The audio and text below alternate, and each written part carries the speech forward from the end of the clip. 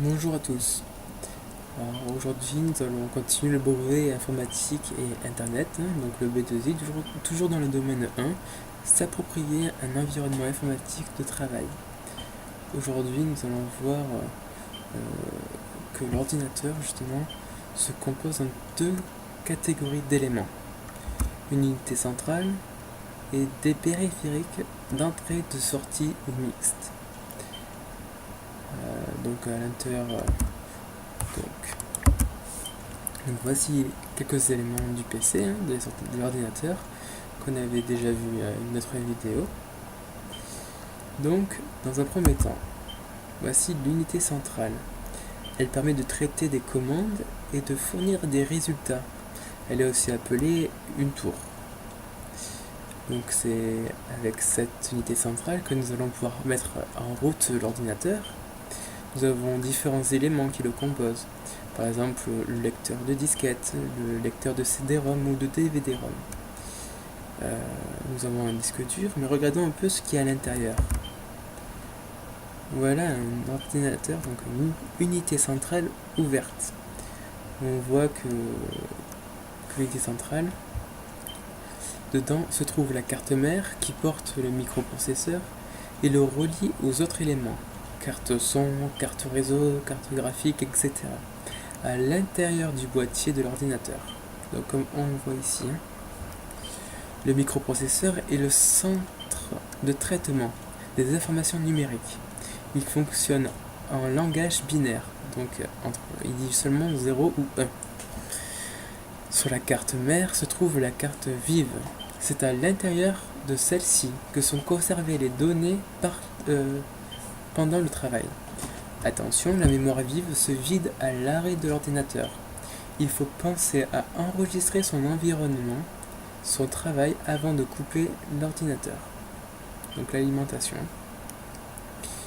Donc ensuite, nous allons voir les périphériques d'entrée qui permettent donc la saisie d'informations, texte, son, images. Alors les plus courants sont le clavier, la souris, le microphone. Nous allons voir ça un peu plus en détail. Donc nous avons le clavier ou le pavé numérique.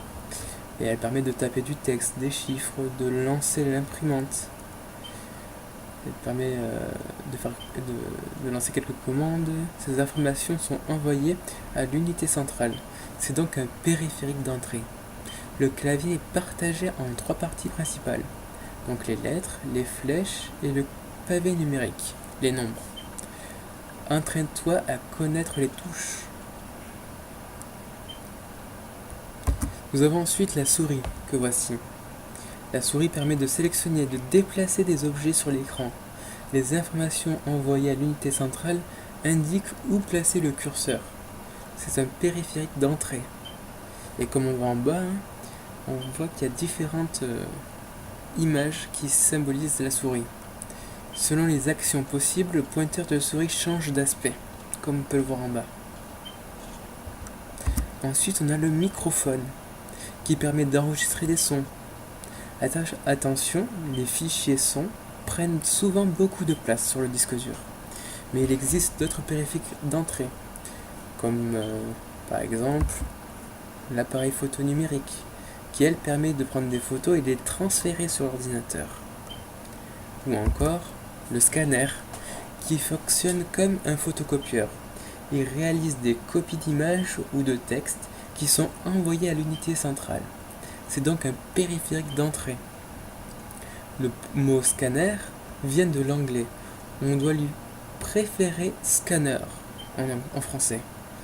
Donc on ne dit pas scanner mais scanner. Donc maintenant voyons les périphériques de sortie. Ils nous permettent de lire, de voir ou d'entendre les informations traitées par l'ordinateur.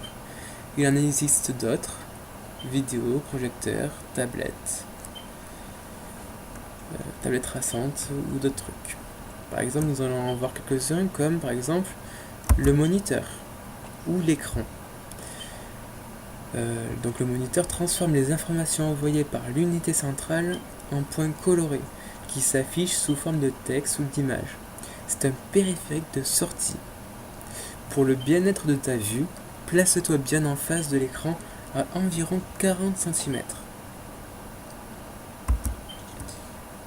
Maintenant, voici des haut-parleurs ou des enceintes. Donc, ils permettent d'entendre ou d'écouter les commentaires et les musiques contenues dans les programmes. C'est bien un périphérique de sortie. Voici un autre, mais là, ce sont des écouteurs. Le casque permet d'écouter des bruits, de la musique sans déranger les autres. Pour ne pas gêner tes voisins, par exemple, pense à utiliser un casque audio à la place des haut-parleurs. Voici une imprimante. L'imprimante copie sur le papier les images ou les textes affichés sur l'écran. C'est un périphérique de sortie. Les imprimantes multifonctions copient, photocopient et scannent les images et textes. C'est un périphérique de sortie. Par mesure d'économie, choisis l'impression en couleur pour les documents parfaitement achevés et contente-toi d'un tirage monochrome au niveau de gris pour les brouillons, par exemple. Tout cela forme un tout, mais il existe des périphériques de stockage aussi. Nous allons en voir quelques-uns. Ici, par exemple, nous avons des périphériques de stockage. Elles conservent des informations.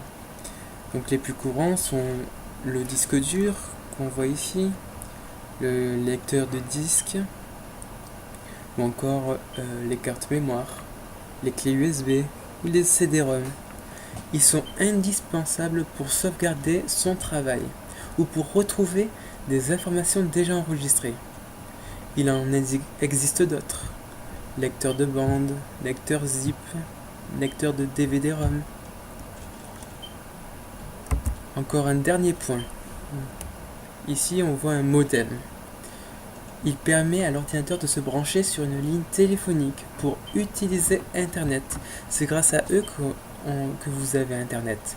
Les modems donc permettent d'échanger des informations avec d'autres ordinateurs à travers les lignes téléphoniques. Voilà, nous avons pu faire le tour de tous les éléments d'un ordinateur. J'espère que cela vous aura été utile. À bientôt.